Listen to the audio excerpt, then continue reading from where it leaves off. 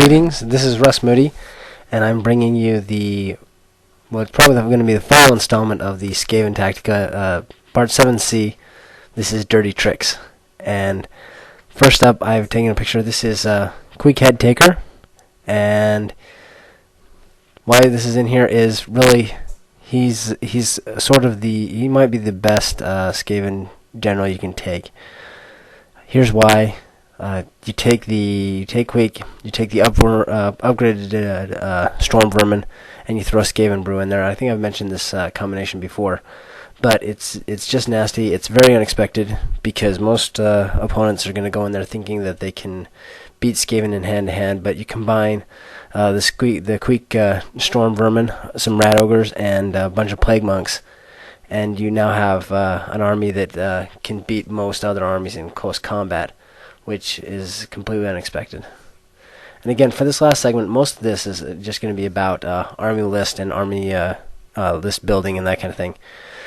This is a picture of the model that I use for my warlord when I just want to take a generic warlord, or this is my model that's carrying the Fellblade.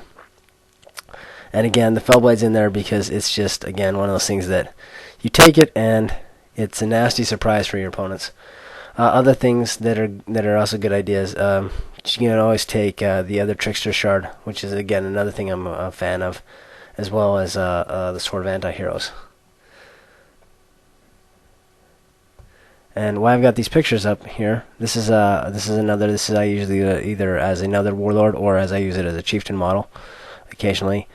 And what you're going to do here is, the other thing you can do to create a bit of a nasty surprise is character loadouts on your either in a bunch of slaves, say take a unit of slaves, put some chieftains and a warlord in there, or the thing is about the Skaven book as it stands, if you've noticed the trends with the current army books, they're really cutting back on magic items. If you go through the Skaven book, we have there are tons of magic items, tons of different combinations, plus what's in the rule book, and you can really mix and match and make some nasty combos as long as you have the characters. This leads us to another little nasty surprise that I'm sure a lot of players have tried or wanted to try, but it deals with assassins. This is one assassin. I have two, and usually, if you're going to go with assassins, you might as well go all out and just use up a lot of your hero choice slots, or your hero percentage points, and take 2 assassins, 3 assassins, and then what you're going to do with them is you're going to maybe put them in a unit. I like clan rats rather than slaves. The slaves is still a little bit risky. They could get shot and then panic real easy, or possibly it's easier to lose combat. Clan rats tend to be a little bit more durable, and the effects is the same. But you put 3. You don't even have to give them anything. Just put 3 assassins in a block of clan rats, and then your opponent charges in there, and then 3 assassins pop out. You actually win combat, and of course you have more ranks. You break their steadfast, they run away, you run them down. So again, just another little tiny sneaky little tactic here. Alright, continuing on, the last little note on dirty tricks. I've got 3 units to show here. This is your cheap Warlock Engineer, and one of the builds I like is the Energy Condenser. And then if you want, you can also, as far as a single Warlock Engineer goes, you can also go with the Brass Orb. And how you're going to use the Brass Orb, the best way I've ever seen it used, is you skitter leap your Engineer, and then you target pretty much 1 inch away from your own guy. And you skitter leaped him, to be right next to the unit, so he's like 1 inch away. And then you target, pretty much in between your Engineer, and he's in between like 2 or 3 units where he's just surrounded by the enemy army, and then you pretty much just target 1 or 2 inches away from where your guy is, and then that way wherever it scatters, you hit something. And that's actually probably the best way I've seen to make sure that the Brass Orb goes off.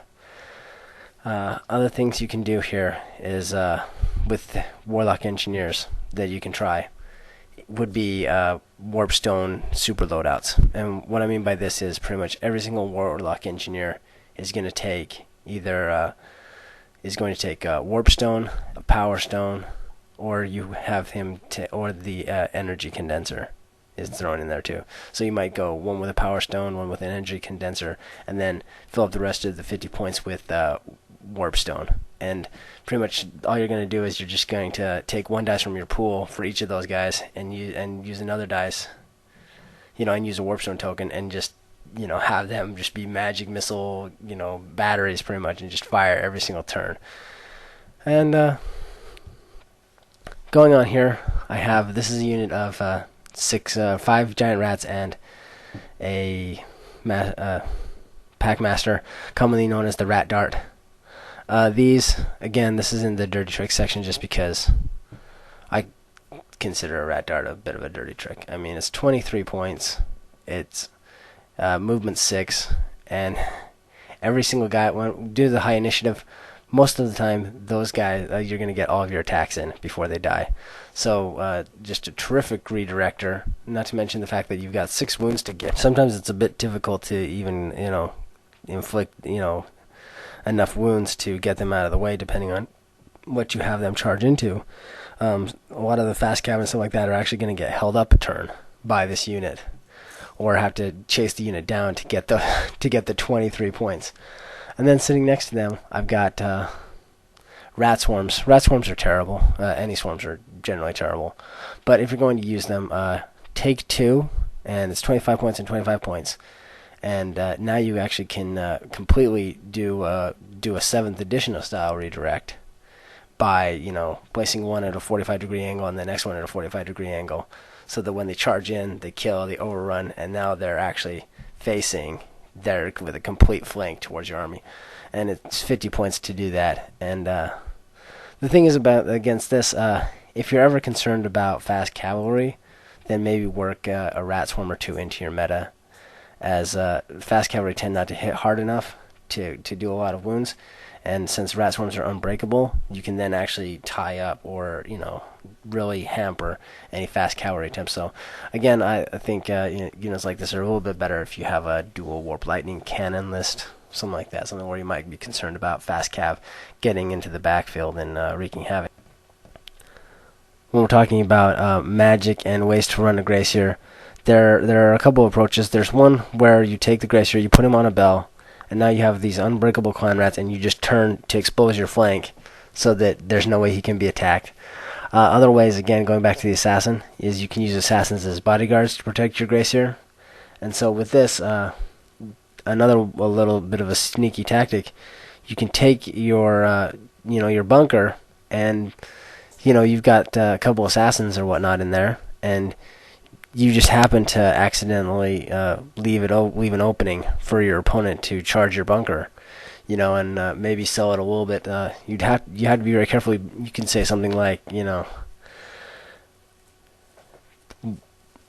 best thing would be just to subtly, kind of pretty much make a mistake, and then you don't want to be too obvious, and it'll be like, oh hey, oh no.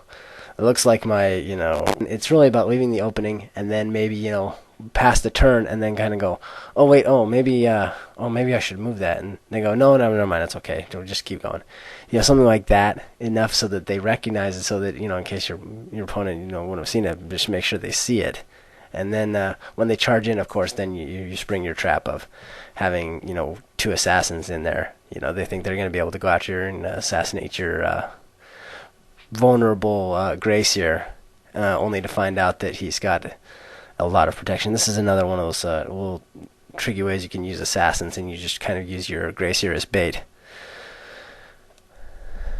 And with that, another great item to add into your Skaven, if you can, is to get the Standard of Discipline.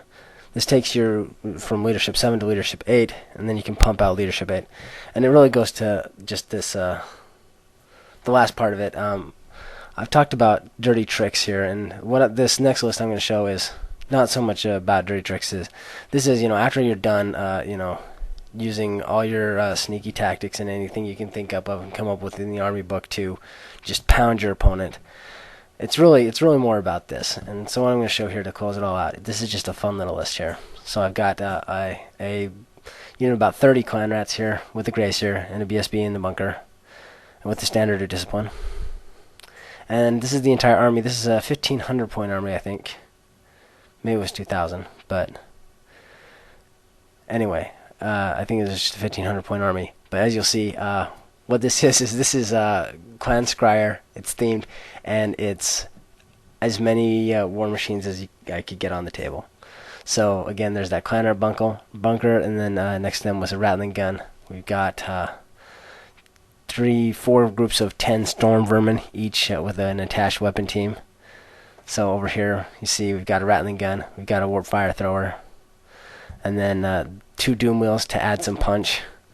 There's another Warp Fire Thrower, and on the other end is yet another Warp Fire Thrower. So 3 Warp Fire Throwers, 2 Rattling guns, the Plague Wind Mortar, and 5 Globadiers in this list. And really, you know, with the Glacier, and really the idea would be you actually just, it's a gun line, it's MSU, and you just shoot your opponent. And for the most part, you probably lose, but, you know, that's okay. I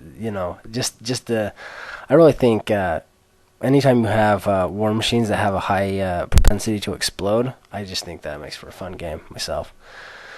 You know, really, when you're playing Skaven, it's not about winning or losing. It's really about how many models die. So, anyway, this has been the Skaven Dirty Tricks Tactica Part 7, and hope you enjoyed it.